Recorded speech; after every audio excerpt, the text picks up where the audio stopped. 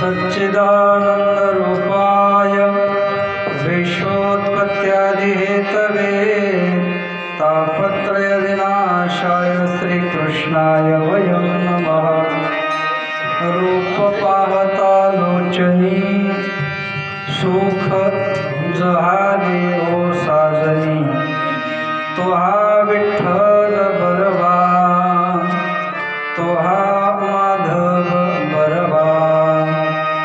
बहुत सुकृताची जोडी म्हणून विठ्ठली आवडी, तोहा विठ्ठल बरवा तोहा माधव बरवा।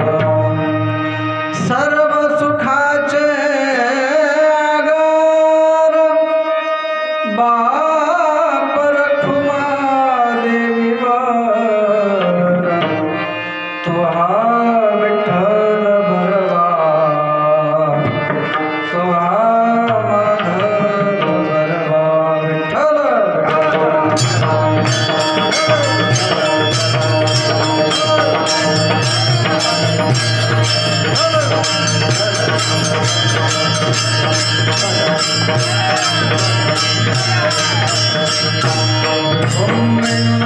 चरन्तं दुरन्तं स्वयं लीलया गोपवेशं ददानं वृन्दकानन्दनं च रहसं परब्रह्मलिङ्गं भजे पाण्डुरङ्गं।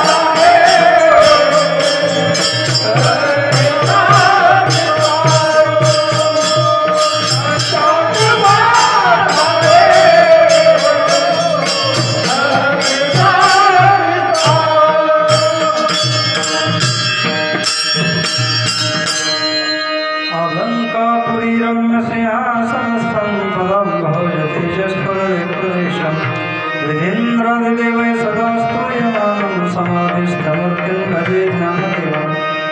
ज्ञानेशं ज्ञानमूर्तिं च साक्षात् प्रेमस्वरूपिणां नामदेवं च दयामूर्तिनाथं वन्दे पुनः पुनः। वैराग्यस्य परामूर्ति देवक्षेत्रनिवासिनां तुकाराम महाराष्ट्र भक्तराज चतुष्टकं। नमो ज्ञानेश्वर निवृत्ति उदारा सुपं देवा मुक्तबाई नमो त्रिभुवन भवन मुक्तबाई नमो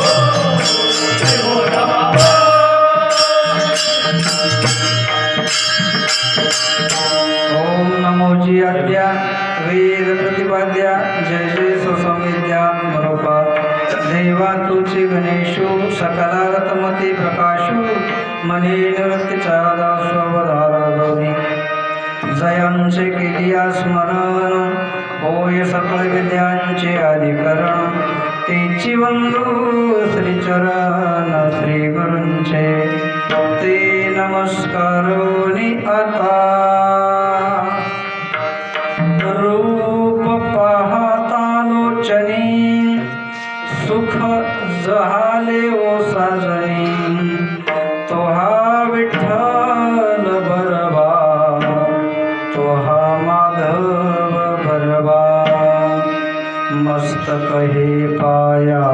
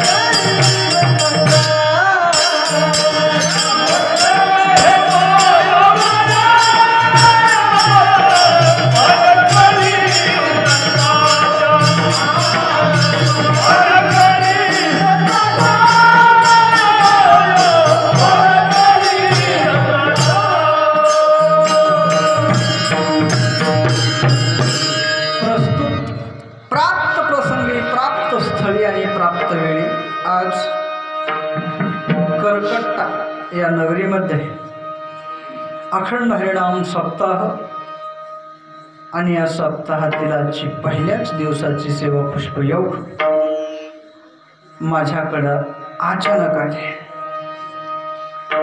आणि म्हणून या सेवेकरिता घेतलेला अभंग महान भगवत भक्त विश्ववंद्य महाराष्ट्र भूषण संत शिरोमणी भक्त अग्रगणी देवाचे अत्यंत लाडके भक्त संत श्रेष्ठ ज्ञानेश्वर महाराज वारकरी संप्रदायाचा पाया असणारे जगाची आई असणारे असं संबोधन असणारे माऊली महाराज यांचा 4 चरणाचा अत्यंत उत्कृष्ट गोड आणि चिंतनीय अभंग आहे। विठ्ठला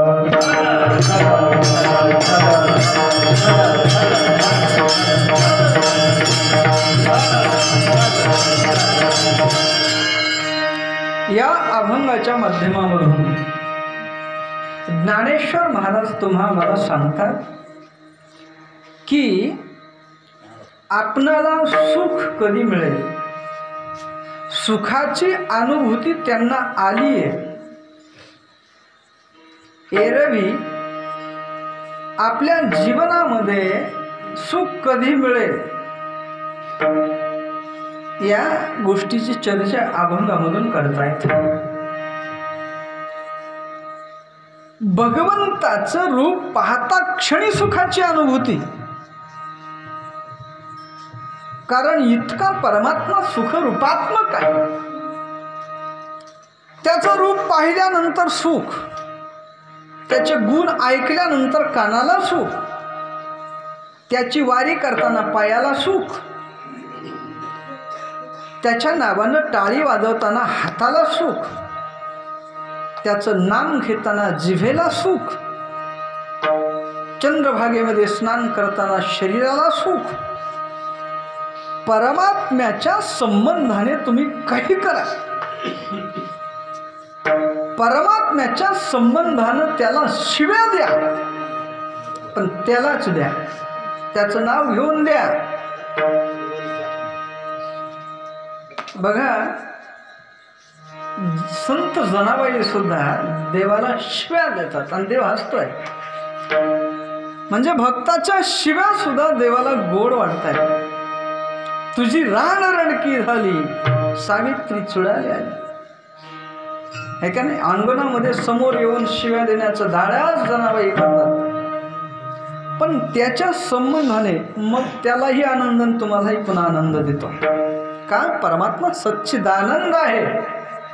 आणि म्हणून महाराज म्हणतात की रूप पाहता, पाहता नाही बरं का, पाहता असं नाही, सगळ्याच तिन्ही अक्षराला काना नाही, पाहता.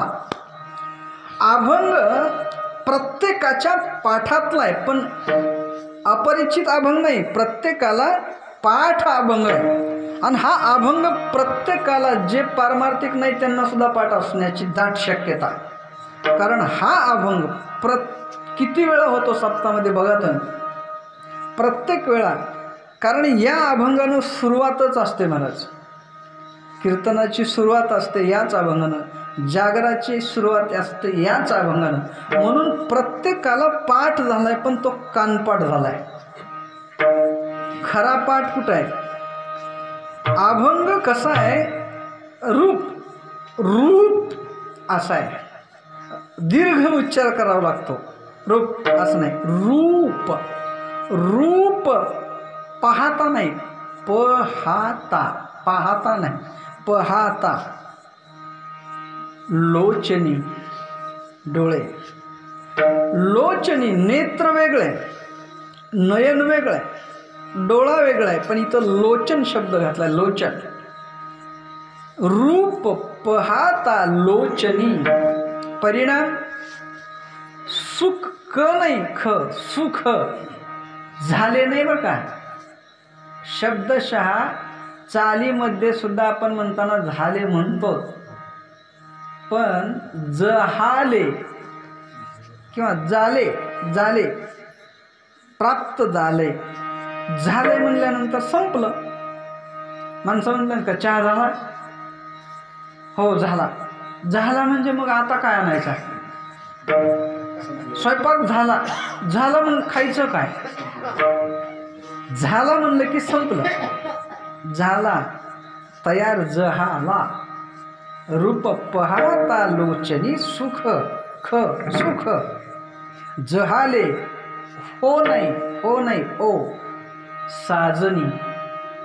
बुद्धिरूपी मैत्रिणीशी संवाद करतात ज्ञानेश्वर महाराज, आणि त्या बुद्धिरूपी मैत्रिणीला सांगतात की हाच परमात्मा सुख रूपात्मक आहे. नामदेव महाराज म्हणतात त्याच्यासारखा सुख रूपात्मक दुसरा कोणीच नाही. सुखरूप ऐसा दुजा कोणी सांगा, माझ्या पांडुरंगा सारिखा.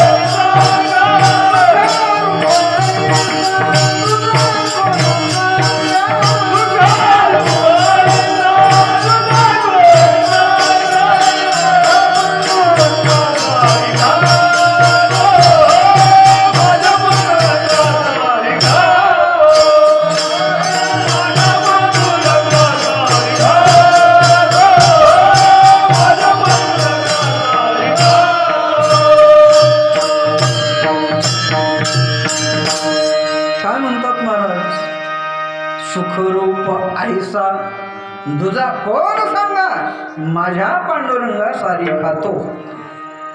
पांडुरंग परमात्मा इतका सुख रूपात्मक आहे, तर ते सुख प्राप्त झालंय ते आपणा करता, पण त्या सुखाला सुद्धा सुख होतं. सुखावले सुख, सुखाला सुद्धा सुख प्राप्त करून देणारा पंढरीनाथ परमात्मा विठ्ठल.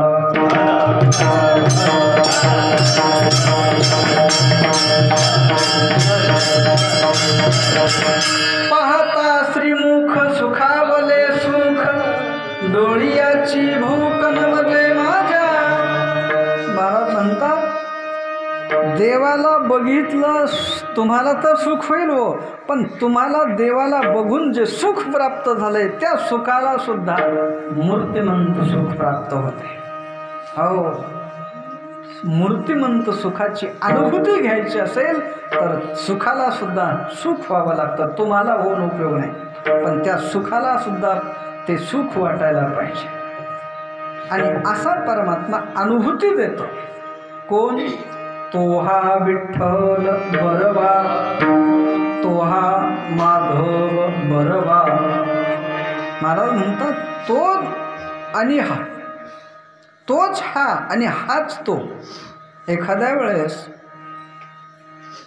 आपणाला अडचणीच्या वेळेला 1000 रुपये देतो आणि 2 वर्षानं 3 वर्षानं त्याची भेट व्हावी आणि आपला मित्र एक सोबत असावा.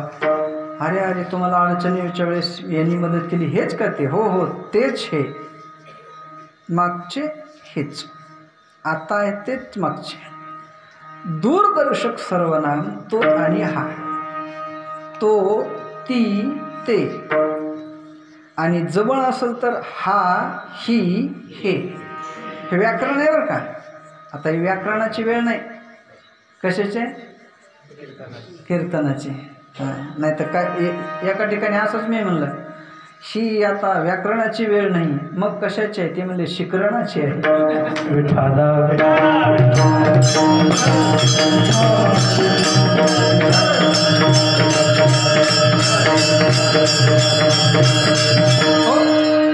महाराज म्हणतात तोच हा आहे, तो जो वैकुंठामध्ये आहे तोच हा आहे, जो कैलासामध्ये आहे तोच हा आहे, जो ब्रह्मलोकामध्ये आहे तोच हा आहे.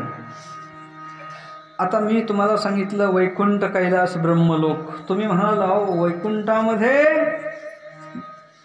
विष्णू परमात्मा आहे, कैलासामध्ये भगवान भोलेनाथ आहेत आणि ब्रह्मलोकामध्ये ब्रह्मदेव आहेत. तर हो, या तिन्हीचं एकत्रीकरणच म्हणजे विठ्ठल आहे. विठ्ठला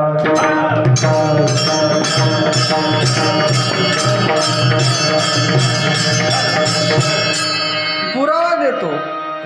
विकारो विधाताय, ठठकारो नीलकंठाय, लकारो लक्ष्मीकांताय. बघा, विकारो विधाताय, विधाता म्हणजे ब्रह्मदेव. ठकारो नीलकंठाय, भगवान भोलेनाथ महादेव, सब देवन के बाबा.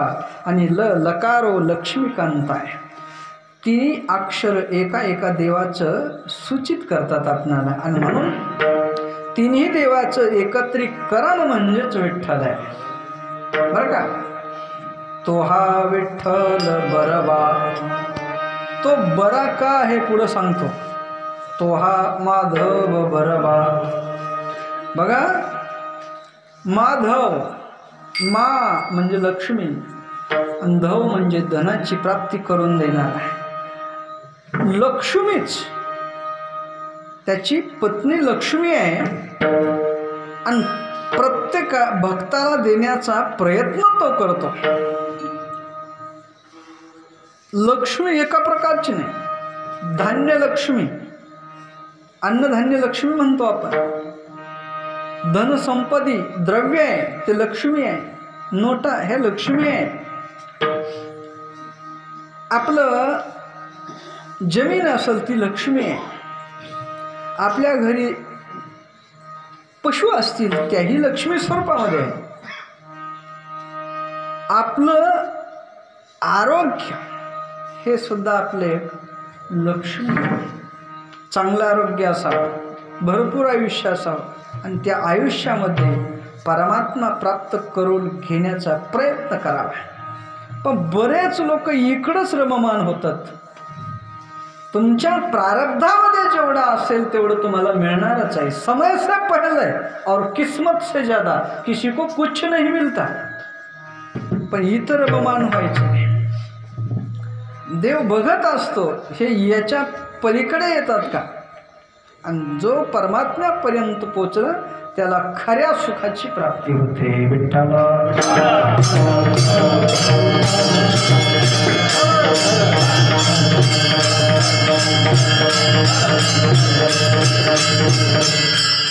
बरं, हा परमात्मा प्राप्त झाला, सुख मिळालं, पण हे कशामुळं मिळालं? अहो, आम्ही भरपूर जन्म घेतले आणि प्रत्येक जन्मामध्ये आम्ही त्याचं चिंतन केलं, त्याचं स्वरूप बघितलं, त्याचं ध्यान केलं, आणि म्हणून आम्हाला त्याचं सुख प्राप्त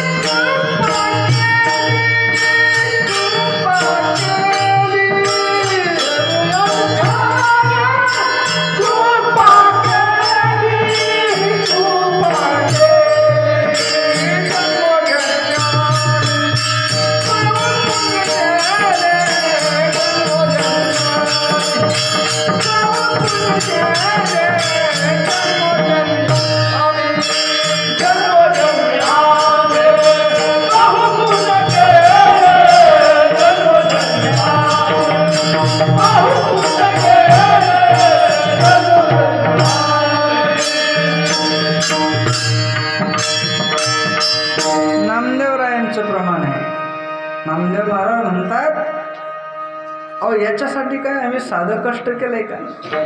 जन्मोजन्मी आम्ही बहु पुण्य केले, तेव्हा या विठ्ठले कृपा केली. एका जन्मामध्ये भगवान कृपा करत नाही.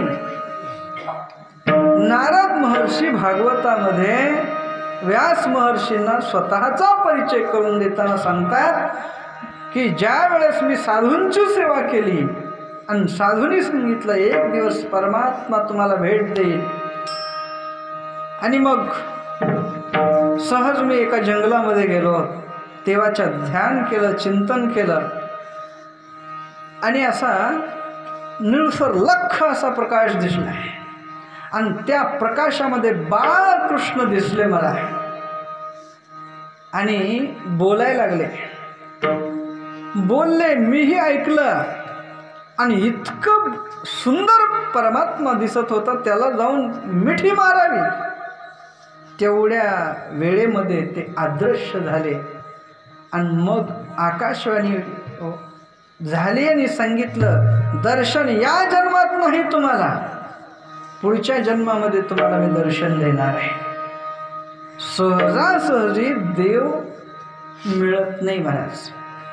देव का बाजारचा भाजीपाला आहे का सहजासहजी भेटायला? मनी नाही भावानी देवा मला पाव, देव आशान भेटायचं नाही र, देव बाजारचा भाजीपाला नाही र. बाजारचा भाजीपाला नाही, उचललं घेतलं नाही महाराज. परमात्मा आपल्या एकदम जवळ आहे, पण तो मिळत का नाही? जवळी आहे परी भेटेना, आविट गे माये, माये गे विटे नाही.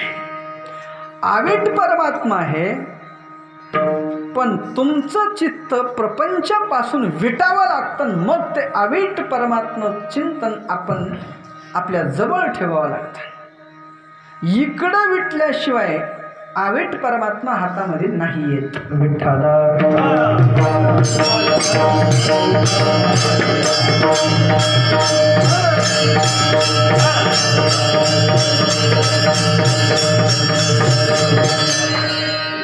आविट परमात्म्याला आपल्या जवळ जर बसवायचं असेल, परमात्मा किती जवळ आहे? अति जवळ आहे.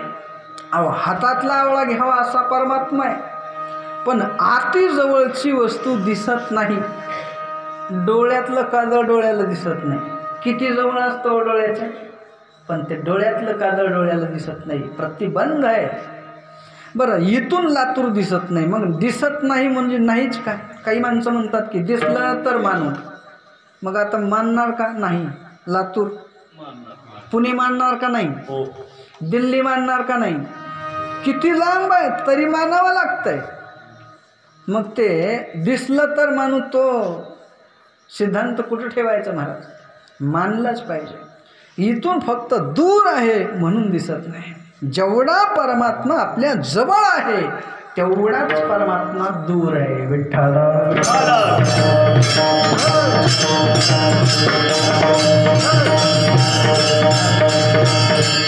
मग परमात्मा जेवढा जवळ आहे तेवढाच दूर आहे. किती दूर आहे सांगतो आहे का? विचार करू नका त्याच्यावर. इथून परमात्मा आपल्या पृथ्वी लोकापासून वैकुंठाचं अंतर आहे 4 पद्म 10 नील म्हणजे 10 नील 3 अरब 40 खरब 15 करोड 78,444 किलोमीटर. बघा, लागलं गणित तर करा, नाही तर बसावं तसं. इतका परमात्मा दूर असल्यानंतर दिसेल कसा हो? नाही दिसणार. परमात्मा एवढा लांब आहे, नाही दिसत. बरं, आपण त्या परमात्म्याकडं जायचं ठरवलंच तर आपल्याकडं सध्या टेक्नॉलॉजी अशी आहे, असं यान आहे, प्रति तासाला 39,000 किलोमीटर यान धावतंय. आणि त्या यानात तुम्ही बसलात आणि भगवंताकडं जायचं ठरवलं तर ते तुम्हाला 12 लाख वर्ष लागते. जाताल? विठ्ठल.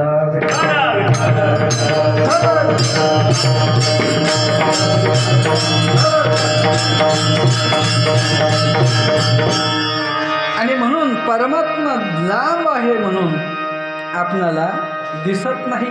आपणाला परमात्मा अति जवळ आहे म्हणून दिसत नाही. पण आमची अनेक जन्माची पुण्य सामग्री जर असेल तर नावसुद्धा येईल महाराज त्याचं. तरीच जिव्हागरी नाम येईल श्रीरामाचे. जन्मजन्मीचं पुण्य संचय पाहिजे आणि मग परमात्मा आपणाला भेटत असतो. बहुत सुकृताची जोडी म्हणून, मनोनी नाही बरं का, मनउनी. मनोनी म्हणलं की सांगितलं, मनउनी म्हणजे त्यामुळं, मनउनी म्हणजे त्यामुळं. बहुत सुकृताची जोडी, खूप खूप सुकृताची जोड आहे म्हणून आम्हाला तो परमात्मा कृपा करणार आहे. बहुत सुकृताची जोडी. बघा, हे शब्द आहे संतश्रेष्ठ ज्ञानेश्वर महाराजांचे शब्द आहेत. काही काही ठिकाणी याच शब्दाला भरपूर असा अर्थ घेतात, म्हणजे जसा भाग बदल तसं अनेक प्रकारे. बरं, काही ठिकाणी म्हणतात कचकावून, काही म्हणतात रटावून, म्हणजे भरपूर. याच्यासाठी शब्द अनेक आहेत. नाही, काही ठिकाणी दणकून, भरपूर, रटावून म्हणतात महाराज. असे अनेक शब्द आहेत, एक नाहीत. कोशामध्ये एका शब्दाला 50 अर्थ असतात. विठ्ठल.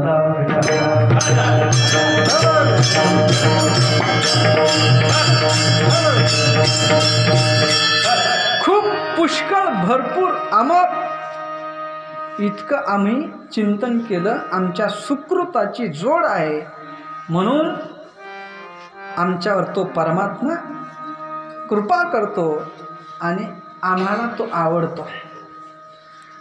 देव आस्तिकाला आवडेल यात नवल नाही, नास्तिकाला सुद्धा आवडतो. पण तो देव देव म्हणून न आवडता सुख म्हणून आवडतो.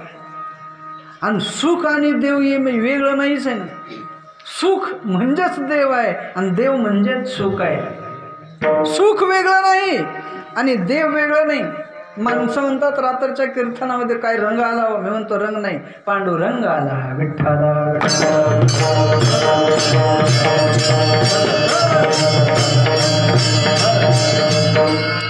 पूर्वी गणित एवढं प्रगल्भ नव्हतं, आता काय कॅल्सीवर बटणं दाबले किती मोठं गणित निघतं. मग पहिलं गणित कसं होतं, ते काड्या मोडून किंवा ज्वारी मोजून चिंचुकेमधून असं गणित होतं. मग ते पहिले 1-1 रुपयाच्या नोटा होत्या, त्यासुद्धा मिळत नव्हत्या बरं का. 10 रुपयाला 1 कर येत होतं, आता 10 रुपयाला 1च पुडी येईल, तोंडात जाईल, आहे का नाही. 10 रुपयाला 1 कर येत होतं महाराज, 1 कर, आता गुंटासुद्धा हे नाही. आणि मग त्या एका माणसाला ज्ञान होतं, ते 1-1 रुपयाच्या नोटाच्या 20 नोटा झाले की त्याला बंडल लावायचे आणि त्याला म्हणायचे 1 विसा झाल्या. दुसरं बंड झालं की 2 विसा म्हणायचं, तिसरं बंड झालं की 3 विसा म्हणायचं, असं विसाचं ज्ञान. आणि एका माणसाला काय होतं, 10, 20, 30, 40, 50, 60, 70, 180, 200, 220, 340 असं ज्ञान होतं. मग ते एका माणसाला गरज पडली, मित्राकडे आला, मित्रा म्हणला काय तुझ्याकडे पैसे आहेत का म्हणलं. हो म्हणलं आहेत, बघ हे तूच बघ किती पाहिजे ते घे. त्यानं ती सगळंच बंडलं काढले. मग तो म्हणला बास बास मला हे 60 रुपये बास. पण ह्याला कशाचं ध्यानीना म्हणे 60 कशाला म्हणतात काय माहीत नाही. ह्याला फक्त ध्यानात काय 3 विसा, 3 विसा गेल्या म्हणजे 3 1-1 रुपयाचे बंडल नोटेचे गेले. मग राहिले किती, 2च राहिले जवळ. म्हणलं त्यानं 3 विसा घेतल्यात, आपल्याकडे 100 रुपये होते म्हणलं, आपल्याकडे 5 विसा होत्या, तर त्यानं 3 विसा घेतल्यात आणि त्याच्या दृष्टीनं 60च घेतलेत. मग त्याचं काम झालं. 1 महिन्या 2 महिन्यानंतर पुन्हा मंदिरासमोर भेट झाली. म्हणला मित्रा त्या दिवशी तू 60 रुपये दिलेले धरवर. म्हणला 60 बीट काय बोलायचं नाही, माझ्या 3 विसाच मी घेणार, 1 MP कमी घेणार नाही. आणि तो देणारा म्हणतो मी तुला 60च रुपये देणार, तुला 1 छदाम जास्त देणार नाही. भांडण लागलं, हुंबरी तुरी आलं, लोक भांडण म्हणलं की जमतेतच, जमले. आणि त्या ठिकाणी एक दुभाषा म्हणजे दोन्ही भाषेचं ज्ञान असणारा त्या ठिकाणी आला आणि तो म्हणला काय झालं, सांगावं तर लागेल ना काय झालं काय नाही. आणि मग त्यानं सांगितलं माझ्याकडून ह्यानं 3 विसा घेतल्यात आणि आता द्यायचं काय वाढवून द्यायचं, तर म्हणतोय 60च रुपये देतो. ते दुभाषेच्या लक्षात आलं काय घोटाळा आहे. म्हणले कुठं आहेत ती 60 रुपये आणा इकडं. मग ती 60 रुपये घेतले आणि बरोबर 3 बंडल तयार केले, 20चं 1, 20चं 1, 20चं 1, 3 बंडल. आणि म्हणले धर बरं हे तुझे 3 विसा. भांडणच संपलं. म्हणला काय तुझ्या हातामध्ये जादू आहे रे, देताना तर त्याच्याकडून 60 घेतले आणि देताना 3 विसा द्यायलाच. अरे बाबा 60 म्हणजेच 3 विसा. तसं देव म्हणजेच सुख आहे आणि सुख म्हणजेच देव आहे. विठ्ठल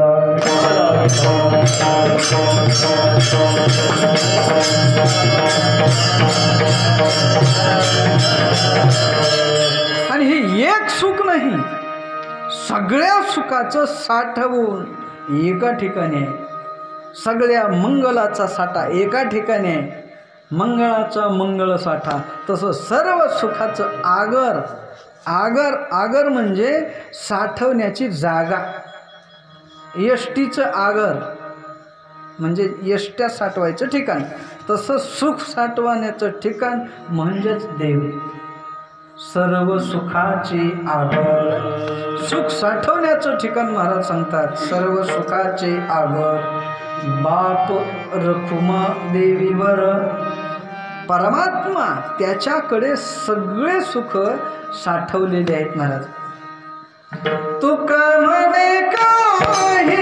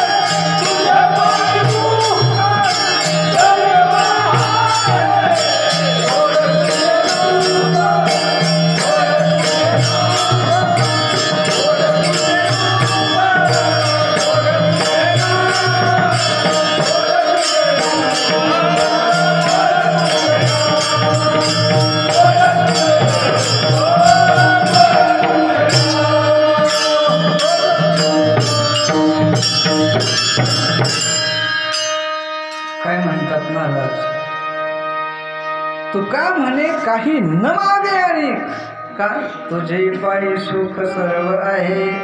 देवा तुझ्या पायामध्ये जर सगळी सुख असतील तर नक्कीच सर्व सुखाचं आगर तूच आहेस. आता दुसरीकडे आम्हाला सुख शोधण्याची गरज नाही. माणसं सुख शोधण्याकरता अनेक ठिकाणी बघ, इकडं बघ तिकडं बघ तिकडं बघ करतात. माणसाच्या मनाला सुखच मिळत नाही. हे करून बघ एकदा, बटाटा लावून बघ एकदा, अद्रक लावून बघ एकदा, कांदे लावून बघ, काय काय करतो ना सुखासाठी, पण काही उपयोग होत नाही. तुमच्या नशिबामध्ये जर नसेलच नाही मिळणार, आणि तुमच्या नशिबात असेल तर तुमच्या नशिबात दगड जरी आला तर दगडसुद्धा फुलून जाईल. विठ्ठला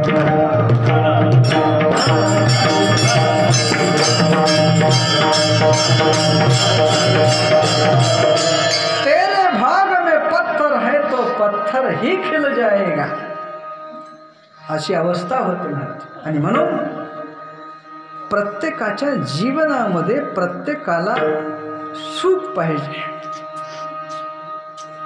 पारमार्थिक म्हणतील देव मिळो, कारण का देवाकडं सुख आहे सगळे. आम्हाला सुख पाहिजे. नास्तिक लोक देव नको म्हणतील, सुख पाहिजे म्हणतील, सुख पाहिजेच म्हणतील.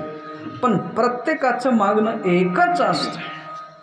कोणी एखाद्या वेळेस दुःख जरी मागितलं तर त्याच्या अपेक्षा मागं सुखाची अनुभूती असते, दुसरं काही नाही. ज्या वेळेस कुंती मातेनं भगवान कृष्ण परमात्म्याकडे मागणी केली, सगळे कोणाला काय देत होता कृष्ण परमात्मा, द्वारकेला चालले आणि सांगितलं प्रत्येकाला मागल ते दिलं. आणि शेवटी कुंती मातेकडे आले, म्हणले आत्याबाई काय पाहिजे तुम्हाला. आणि मग कुंती मातेनं सांगितलं की मी माझी मुलं सुना नातवंड जिथं जिथं असतील तिथं संकटात संकट दे. संकट म्हणजे दुःखच आहे की. कोणाला वाटेल आपला खिसा हाणावा, कोणाला वाटतं आपला बांध शेजारीनं कोरावा, कोणाला वाटतं तरुणपणा पत्नी मारावी, वाटतं का नाही. मद लागी दुःख भावे ऐसे कोणी भावी ना जिवे. प्रत्येकाला सुखाची अनुभूती पाहिजे, दुःख नको आहे. आणि मग हे मागणं कृष्ण परमात्मा म्हणतात एवढे संकट आजवर भोगले नाही का हौस फिटली, याच्या मागं कारण काय, कशा करता दुःख. आणि मग कुंती मातेनं सांगितलं की विपदः संतो न शाश्वत तत्र तत्र जगद्गुरो भवतो दर्शनम यस्यात् पुनर्भव दर्शनम. देवा जिथं संकट आलं की आम्ही तुझं नामचिंतन करू, आणि आम्ही नामचिंतन केलं की तू धावून येतोस आणि संकटातून मुक्त करतोस आणि दर्शन देतोस. म्हणून संकट विठ्ठला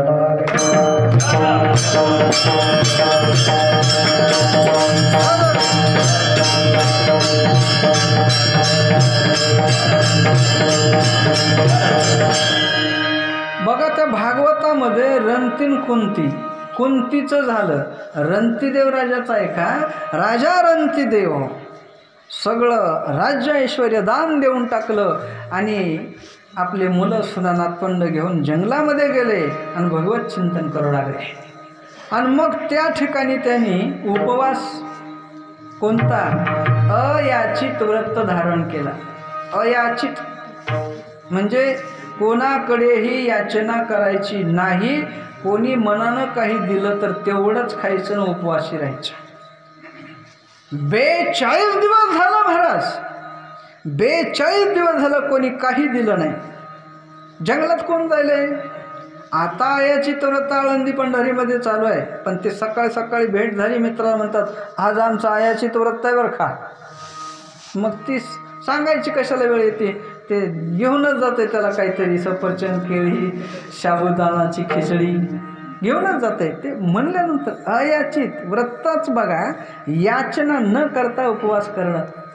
आणि मग त्या ठिकाणी 42 दिवस झालं कोणी काही दिलं नाही.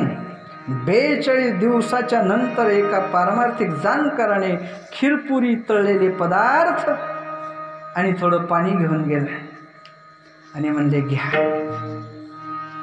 42 दिवसाच्या नंतर अन्न आणि पाण्याची भेट होते बघा.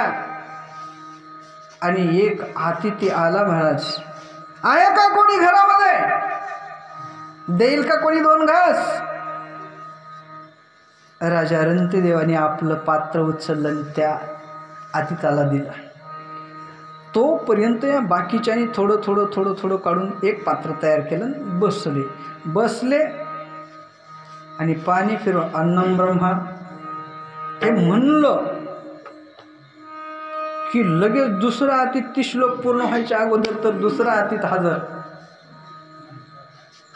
अन्नम ब्रह्मा रसम विष्णू भोक्ता देव जनार्दनम हे म्हणायचंय, पण त्याच्या अगोदर अतिथ आला. आहे का कोणी घरामध्ये? अहो 4 दिवस झालं अन्नाचा कण पोटात नाही, आता तुमच्याकडून नाही अन्न मिळालं की मी मरतोय आता. पुन्हा उचललं पात्र दिलं. पुन्हा एक अतिथ आला.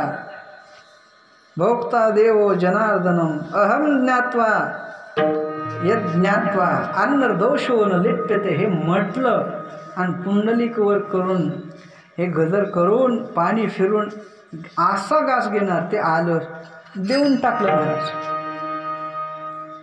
आणि आता मला सांगा, 1 दिवस नाही मिळालं, तुम्ही जर जेवायला लागले आणि पुढं कोणी जर आलं, कुत्रं सुद्धा हाट म्हणतो की नाही आपण? काय म्हणलं, दिवसभर अन्न आता जेवाय बसलो की लगेच फाटविले देवान असं म्हणू. 42 दिवसाचा विचार करा.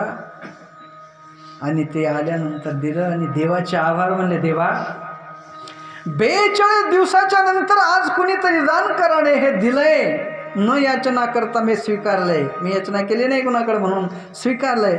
पण बरोबर तू आज पाठवलंस रे, लाज राखलीस देवा. जर काल पाठवलं असताच तर कसं करायचं होतं? मी कसं करायचं होतं? बरं झालं, देवाला धन्यवाद देत बसलो राजा रंतीदेव. आणि थोड्याच वेळामध्ये ब्रह्म विष्णू महेश त्यांच्या झोपडीच्या समोर प्रगट झाले आणि सांगितलं, राजा तुझ्या या व्रतावर मी खुश आहे रे, आम्ही खुश आहोत. माग, काय मागायचंय तुला? मोठी गती. न मे कामयम, आम्हाला कुठलीच इच्छा नाही. गती मी ईश्वरात परम ईश्वरासारखी गतीसुद्धा आम्हाला नको. मग जगातल्या सगळ्या दारिद्र्य लोकांचं दुःख माझ्या पदरामध्ये टाक. कसलं माग नाही महाराज, हो, सगळ्या जगतातलं दुःख माझ्या पदरामध्ये टाक. देवाने विचारलं, हे कशा करता मागताय? अहो एवढं सगळं राज्य ऐश्वर्य त्याग केला आणि इथं आला तर पुन्हा दुःख मागताय, काय कारण? त्यांनी सांगितलं, जग सुखी झालं की मी सुखी होतो, जग दुःखी असेल तर मी दुःखी होतो. मग मी दुःख त्यांचं माझ्या पदरात टाकलेलं इथंच राहतो आणि जगाकडे बघितलं की ते सुखी आहेत, बघितलं की मला सुख होतं. एवढं दुःख मागितलं पण सुखाच्या अपेक्षेनंच. विठ्ठला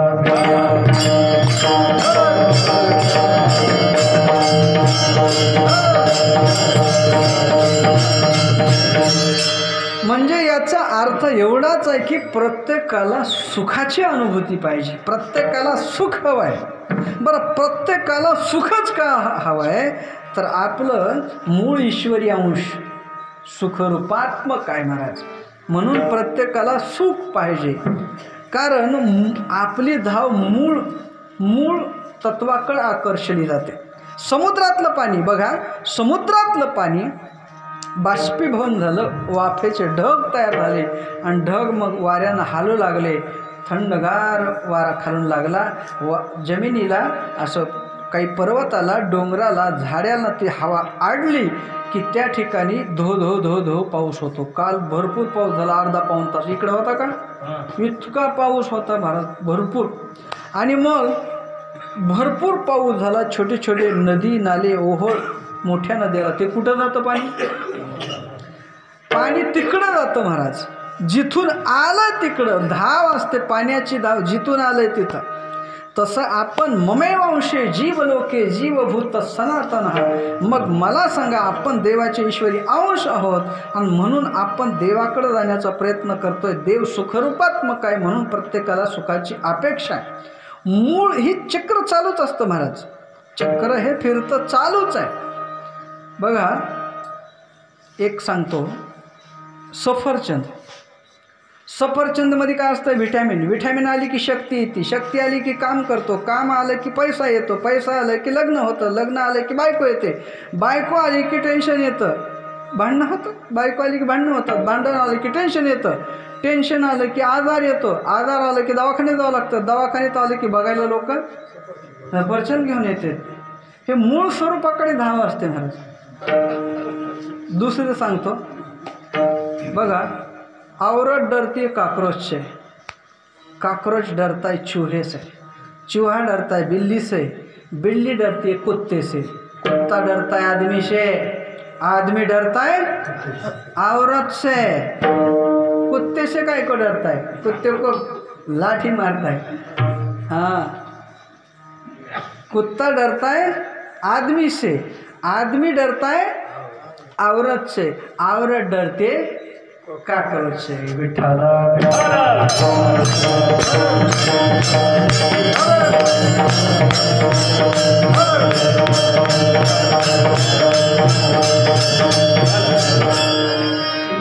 प्रत्येकाची अशी साखळी असते महाराज. मूळ स्वरूपाकडे धाव असते प्रत्येकाची. मग तसं आपणाला सुख प्राप्त होईल. इथं भेटेल का तिथं भेटेल, हे करू का ते करू, काय करू सांगा, मी काय करू? आहे का नाही? पोट भरू का भक्ती करू का परमात्मा करू, काय करू?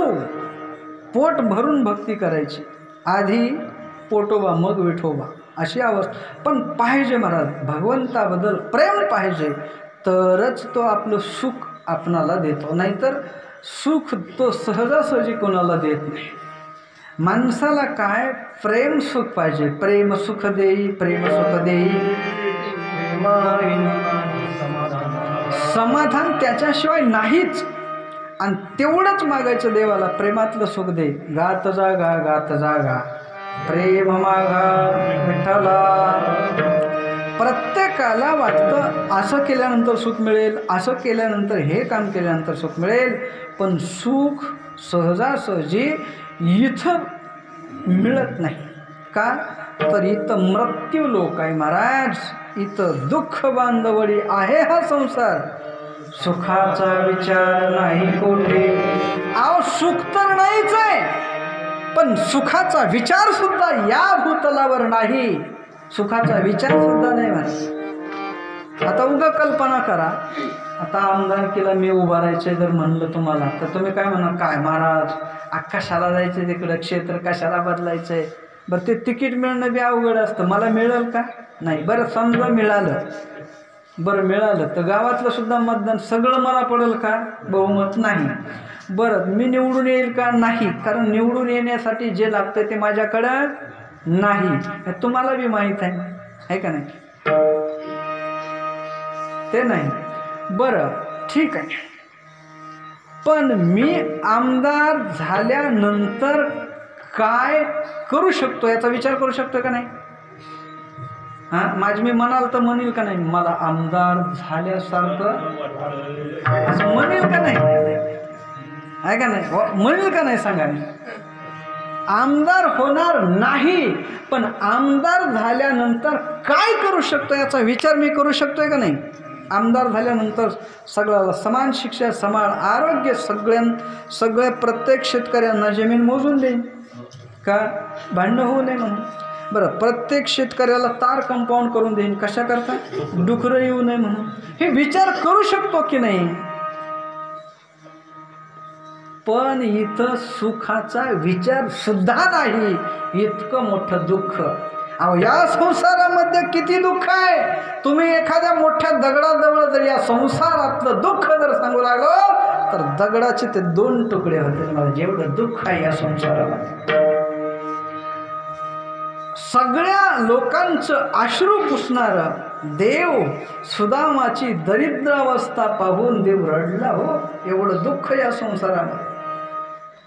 देखी सुदामा की दीन दशा, करुणा करके करुणामय होए, हाथ लियो नहीं परत कछुयो, नैनन के जल से पाग धोयो. पराता नुसता तर पाणी आणूस तर डोळ्यातल्या पाण्यानं सुदामाचे पाय धुवून टाकले. इतकं दुःख संसारामध्ये आहे आणि आम्ही सुख शोधण्याचा या संसारामध्ये प्रयत्न करतो. या संसारामध्ये देवप्राप्ती केल्याशिवाय सुख मिळत नाही आणि ते सुख म्हणजे देवाचं रूप बघितल्याशिवाय होत नाही. ही गोष्ट ज्ञानेश्वर महाराज आपल्या बुद्धिरूपी मैत्रिणीला सांगत असताना कसं सांगतात? रूप पाहता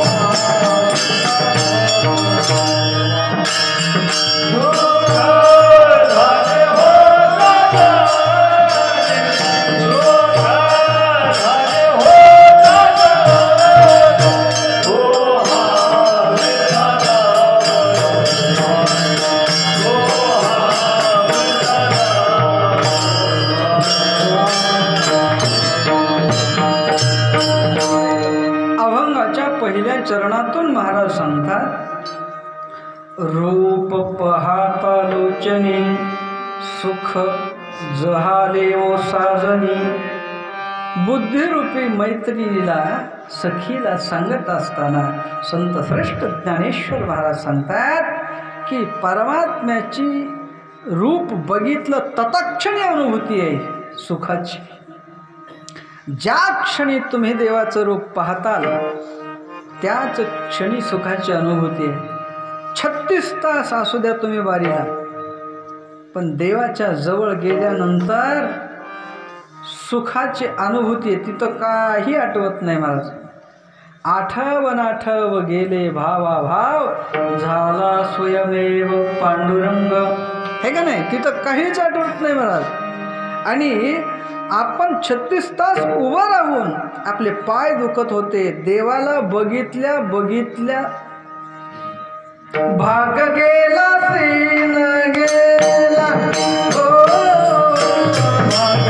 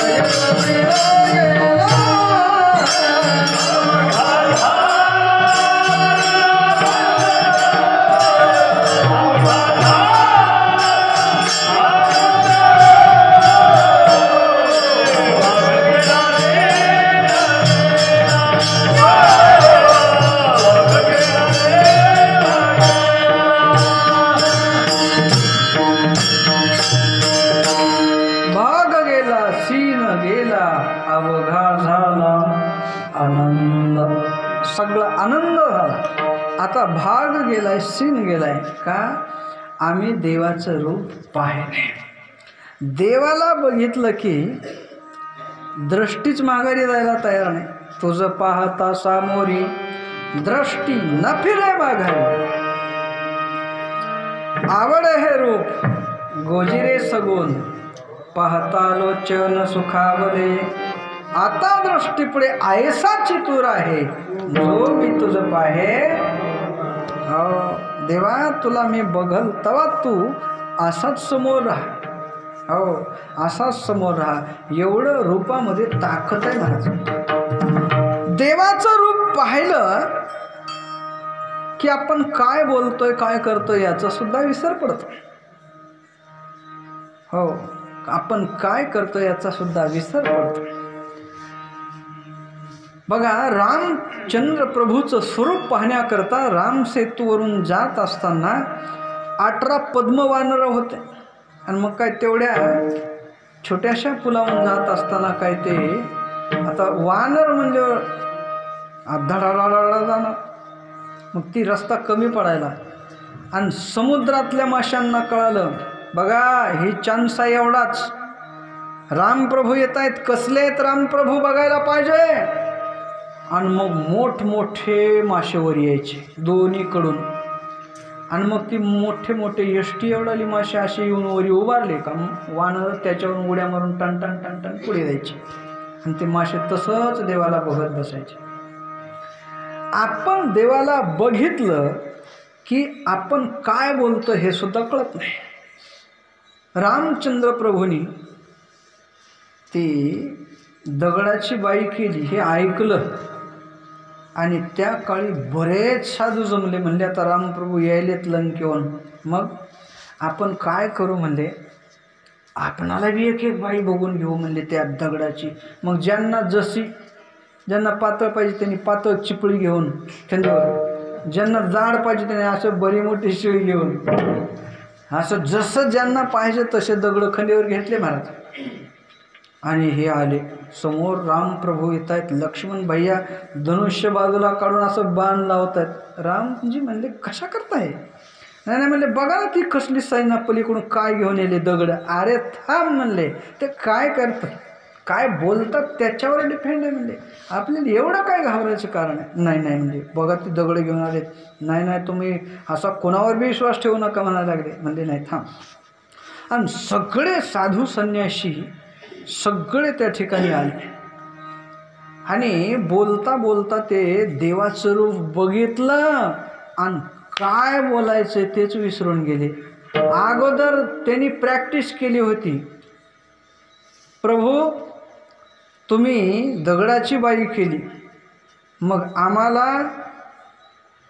ह्या दगडाची बाई करून द्या असं कित्येक वेळेस म्हणून पाठ करून घेतलं होतं त्यांच्या अध्यक्षानं. पण ते सगळेच तिथं देवाचं रूप बघितलं आणि बोलायचंच विसरून गेले. ते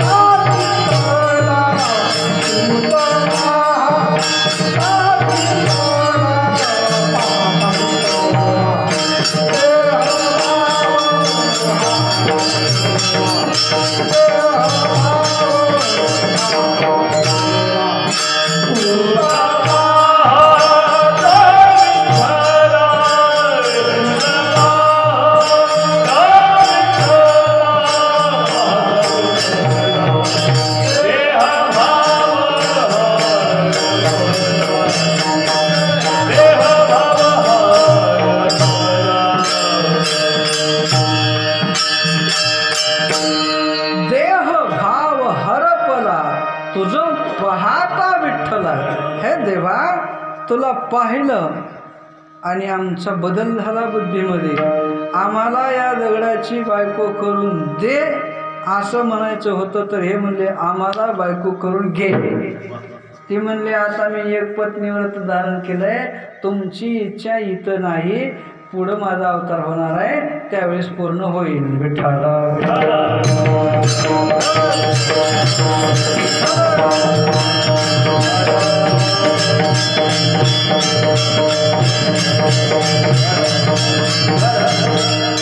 एक होतं देवाला बघितलं की आपलं चित्त आकर्षण करत आहे. मग आपलं चित्त आपल्या कंट्रोलमध्ये न राहता त्याच्या कंट्रोलमध्ये राहते आणि त्याला जसं करायचं आहे ते कसं. पाहिला पाहिला नंदाचा नंद, पाहिला पाहिला नंदाचा नंद, पाहिला पाहिला नंदाचा नंद,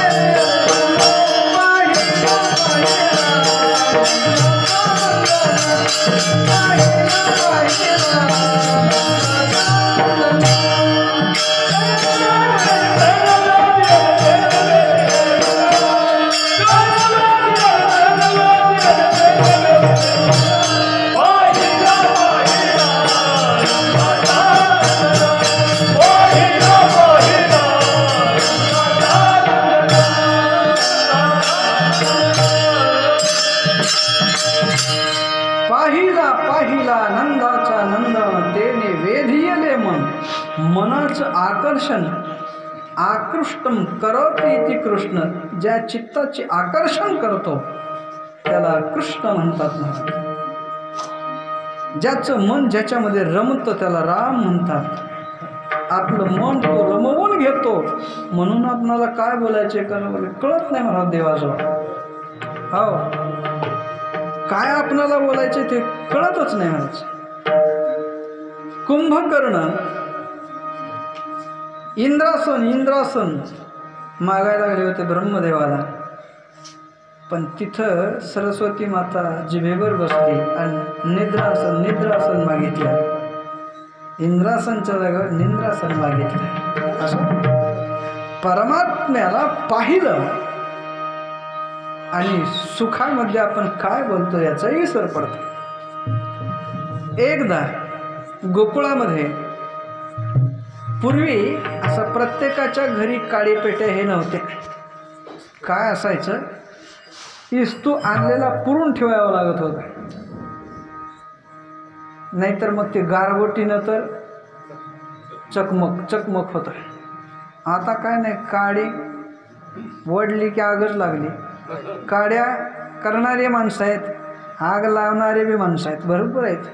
असं म्हणून ती पहिलं काय असायचं, एका घरी सतत ते बंब चालू राहायचं, सतत ते जाळ राहायचं. आणि दिवस मावळायच्या अगोदर गावातल्या सर्व लोकांनी तिथं जायचं आणि दिवा जोडून आणायचा. झाकून पदराखाली दिवा असा आणायचा घरी. प्रत्येकाने रोज संध्याकाळी पाटलाच्या घराहून ते दिवा जोडून आणायचे. मग एका गवळणीच्या घरचे सगळेच बाहेरगावी गेले आणि ती एक गवळण होती तेवढीच. 4 वाजायच्या टायमाला तिने विचार केला, कसलं माझं नशीब, आज कृष्ण परमात्म्याच्याकडे जाण्याचा योग येतोय, दिवा लावून आणायचा आहे. आणि मग कधी एकदा दिवस मावळल असं होते. माणसं म्हणतात आज दिवस बी जाय नाही, हो कसं जाईल, तुमच्या म्हणण्यावर ते जाणार येणार ठरणार का नाही. आणि मग ती म्हणायची काय दिवस बी आज कसं काय नाही काय नाही, तिला भगवंताच्या बाबतीत प्रेम. आणि मग दिवस कसा तर मावळला, घरी आली, घरी दिवा घेतला, दिव्यामध्ये तेल टाकलं, वात घेतली आणि गेली नंद महाराजांच्या वाड्यावर. आणि तिथं बंब चालू होता, असा दिवसभर चालू होते, कोणी पेट्रोल नेत असायचं. आणि हिनं असं बघितलं तर इकडं यशोदा मैया आहेत, नंदराज आहेत आणि दोघाच्या मध्ये कृष्ण परमात्मा आहे. आणि त्या कृष्ण परमात्म्याला पाहता क्षणी ते दिवा लावायचा सोडून असं हातच पुढं केला आणि तिकडं पाहते. त्या बंबवर असं ते खालून ज्वाळा चालू आहे, हात भाजला तरी पण ते हात बाजूला करायचे ध्यान नाही मला. का, हिच्या ध्यानामध्ये देव आहे, देवाला बघितलं आहे.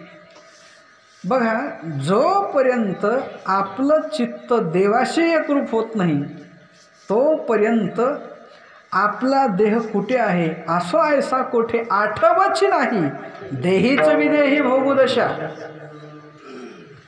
रोहिदास महाराज सहज रस्त्यानं जात होते आणि त्यांची पिंडरी फोडली एका कुत्र्यानं. आणि पिंडरी फोडली की रक्त यायला की ते पुन्हा पुन्हा चाटू लागला.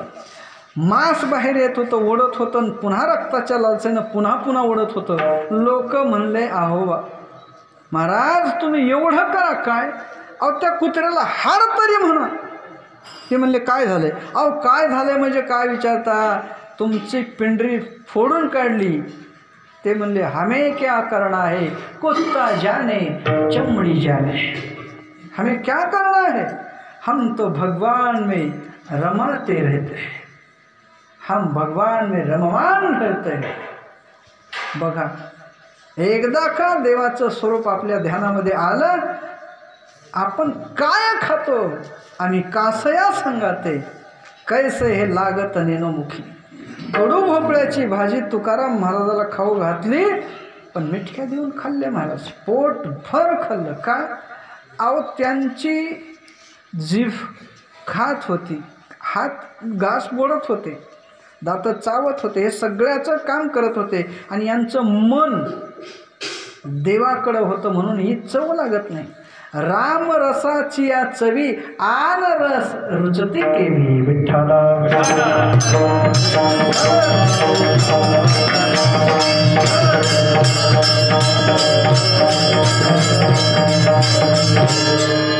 रामरसाची चव लागणाऱ्याला हे मीठ कमी झालं हे कळत नाही, जास्त झालेलं कळत नाही, कडू झालेलं कळत नाही, तिखट झालेलं कळत नाही. का तर एकच जिभे गोड तीन अक्षरांचा रस. अमृतदयास फिके पुढे अमृत सुद्धा फिकं आहे. एवढं गोड देवाचं नाव जर आमची जिव्हा घेत असेल तर दुसरे रस्त्याला आवडेल नाही आवडणार. म्हणून महाराज सांगतात की देवाचं ध्यान आणि देवाचं रूप बघितल्या क्षणी मग कृष्ण परमात्मा ती जवळ आला आणि सांगितलं, तुला कळतंय का? म्हणले काही काय लावा आलीस, दिवा लावा आलीस, इकडे वेगळा दिवा लावा आलीस. म्हणजे बाजूला काढलं. हे असं कसं झालं? आणि मग तिनं सांगितलं, तुझ्या रूपामुळं. रूप पाहता लोचनी सुख जहाले ओ साजनी. हो, तुझं रूप बघून एवढा परिणाम झाला म्हणून तूच बरा आहेस. अभंगाच्या दुसऱ्या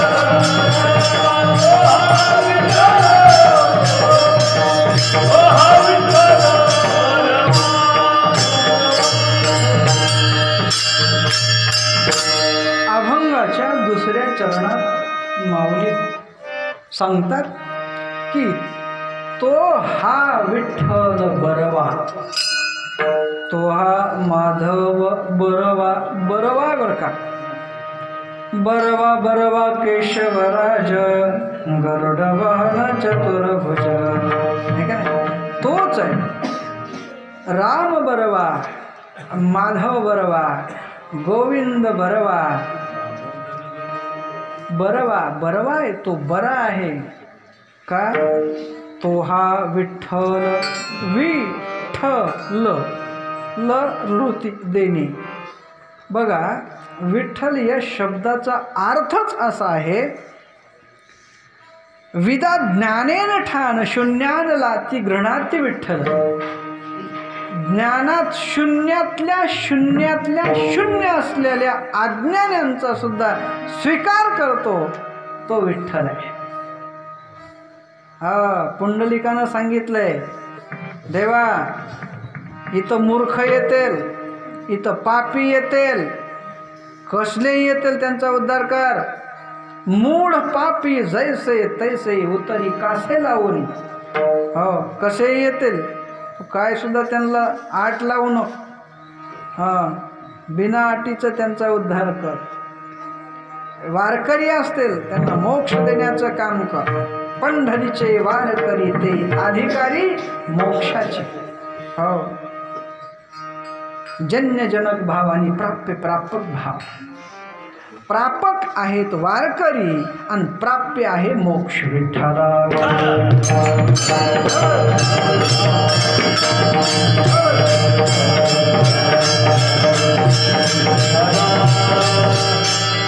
दुसरा एक अर्थ आहे विविकारो, मगा सांगितलं, विधाताय, ठठकारो नीलकंठाय, ललकारो लक्ष्मीकांताय, ही एक अर्थ आहे. आणखी एक अर्थ आहे, वी म्हणजे विचार, ठ म्हणजे ठसून आणि ल म्हणजे लक्षात ठेवणारा विठ्ठला.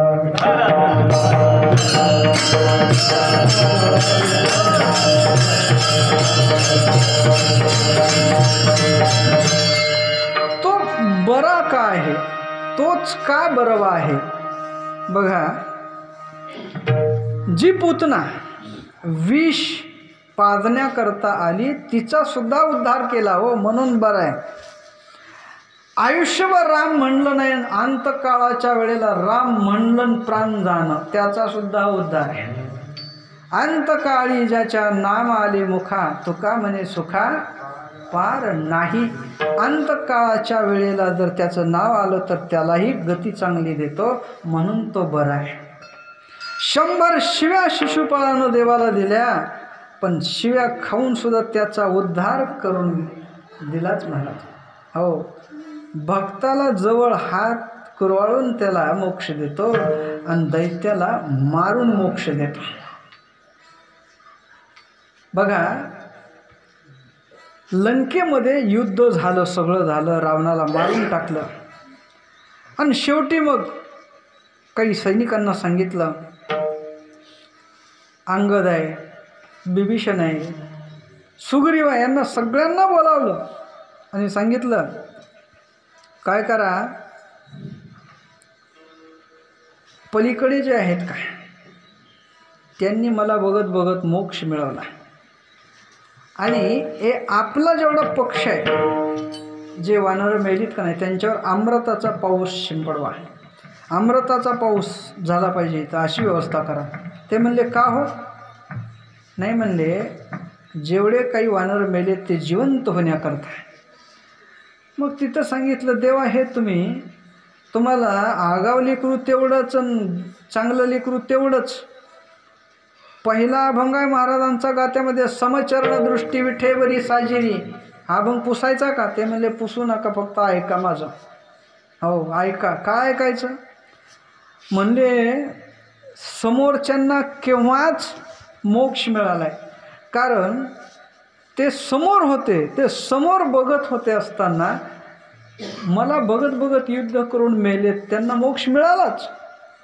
पण आपले वानर रावणाकडं तोंड होतं आणि रावणाला बघत बघत मेल्यावर कुठं मोक्ष मिळणार आहे का, म्हणून इकडं अमृत शिंपामध्ये असं आहे.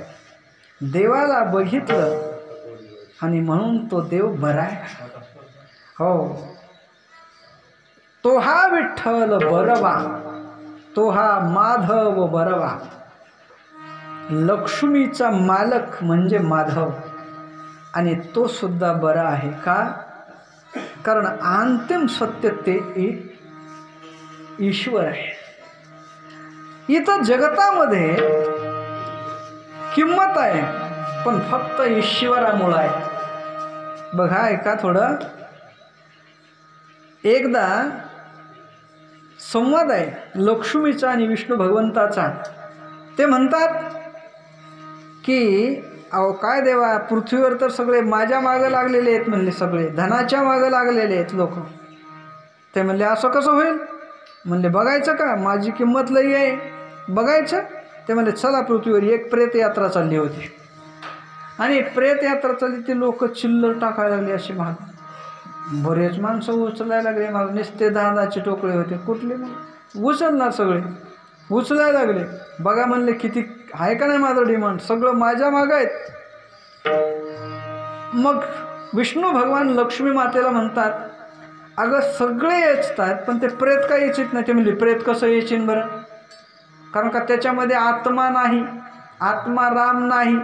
मग जिथं मी नाही तिथं तुझं काहीच काम नाही विठ्ठला.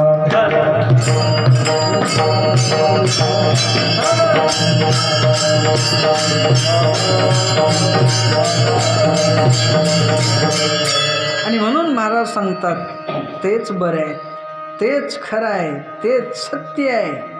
सत्य साच खरे नाम विठोबाचे बरे. कोणतं? विठोबा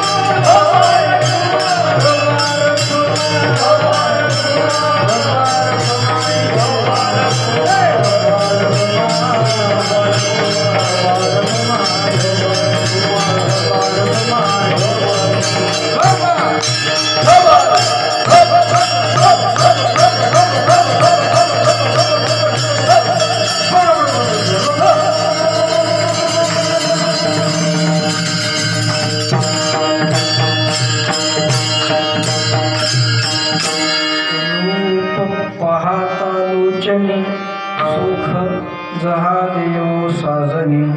तो हा विठ्ठल बरवा, तो हा माधव बरवा.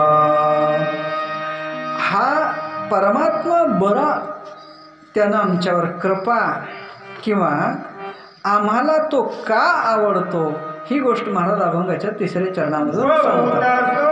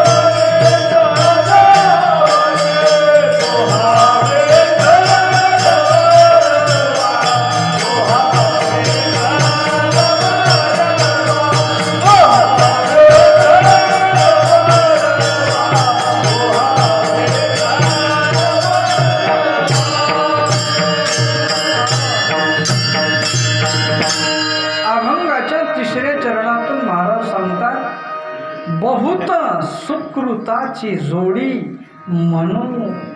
मनवुनी विठ्ठली आवडी.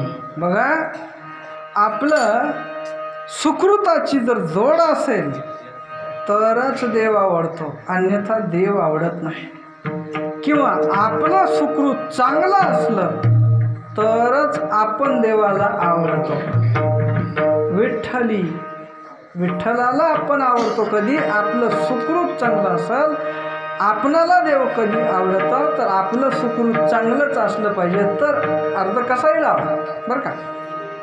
विठ्ठलावडी म्हणजे विठ्ठल जर आपणाला आवडतोय पण सुकृत चांगलं, आणि विठ्ठली म्हणलं की त्याला आपण आवडतो, आपलं सुकृत चांगलं असेल तरच, अन्यथा आवडत. एखादा गायक चांगला असेल आवडतो की नाही, एखादा वादक चांगला असेल आवडतो, सुकृत आहे त्याच्याकडे, सुकृत आहे, म्हणजे चांगलं कृत आहे, चांगलं कृत्य आहे, चांगलं कर्म आहे, म्हणून तो कोणालाही आवडतो. जो आवडे सर्वाला तोची आवडे देवाला, अशी अवस्था होते. आणि म्हणून महाराज म्हणतात की आपल्यावर कृपा करणारा सुद्धा तो परमात्मा असतो. आपणाला सुख देणारा परमात्मा आहे, आपणाला 3 टाइम भरपेट जेवण देणारा तो परमात्मा आहे, आणि आपणाला सगळी सुख प्रदान करणारा तो परमात्मा आहे. कारण त्याच्याकडं सगळी सुख साठवली जातात. नेमकं कोणत्या देवाकड हे महाराज अभंगाच्या शेवटच्या चरणातून सांगतात.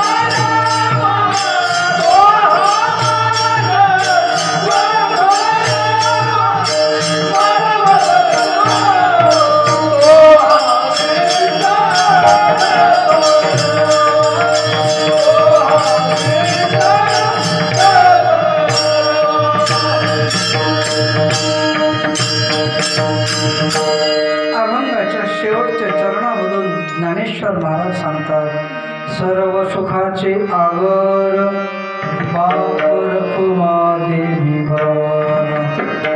बघा, सगळ्या सुखाचं आगर म्हणजे परमात्मा आहे. सगळी सुख त्याच्या जवळ आहेत. हो, बघितलं की सुख आहे. तू का म्हणे माझे हेची सर्व सुख पाहिलं श्रीमुख आवडीने. बरं, त्यांचंच म्हणणं आहे असं नाही. सर्व सुखाचे आगर चोखा म्हणे शारंगार. सर्व सुखाचे आगर म्हणे नरहरी सोनार. सर्व सुखाचे आगर जनी म्हणे शारंगार. सगळ्या संतांचं मत आहे की नासु मुनी यस्य मतम न भिन्न. मुनी लोकांचं मत भिन्न असू शकत नाही, एक मत असतं. आणि म्हणून सर्व सुखाचे आगर बाप रखुमा देवीवर. तो जगाचा बाप आहे. आणि रखुमा देवी रुक्मिणी मातेचे वर आहेत. हो, वर वधू असं नसतं का, वर म्हणजे मालक स्वामी. आणि ते आहेत बाप रखुमा देवी वर. तो हा विठ्ठल बरवा, तो हा माधव बरवा. देव बरा आहे आणि संत तर बरेच आहेत महाराज. संत बरे आहेत. कोणते? ज्ञानेश्वर,